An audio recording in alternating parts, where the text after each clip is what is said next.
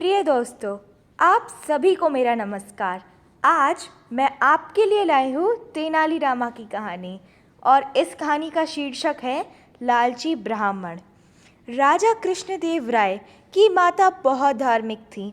एक दिन वह आई और उसने राजा से कहा कि वह अगली सुबह ब्राह्मणों को पके आमों की पेशकश करना चाहेंगी।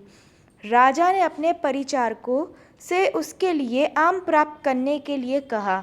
उसी रात राजा की माँ की मृत्यु हो गई। राजा बहुत दुखी था, लेकिन उसे अपनी अंतिम इच्छा याद थी। राजा ने सभी आवश्यक धार्मिक संस्कार किए। आखिरी दिन उन्होंने कुछ ब्राह्मणों को बुलाया और उनसे अपनी माँ की अंतिम इच्छा को पूरे करने का तरीका सुझाया। हालांकि ब्राह्मण लालची थे।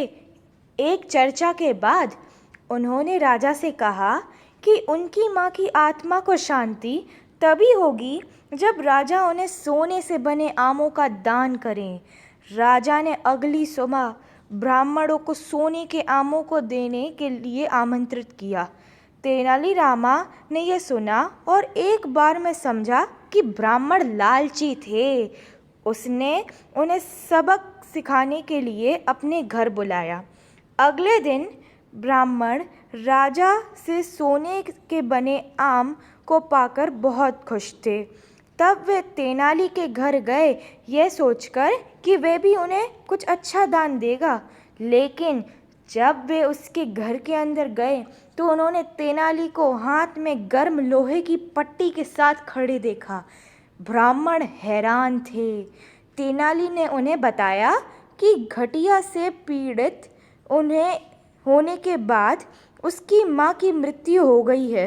वह हमेशा दर्द कम करने के लिए गरम छड़ से अपने पैरों को जलाने की कामना करती थी। इस प्रकार वह ब्राह्मणों के पैर जलाना चाहता था ताकि माँ की आत्मा को शांति मिले।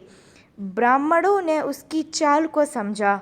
शर्म महसूस करते हुए वे सोने के आमों को तेनाली को वापस कर दिया और वहाँ से भाग गए। तेनाली ने सभी सोने के आम को राजा को लौटा दिया और उसे बताया कि कैसे राजा को ब्राह्मणों ने बेवकूफ़ बनाया।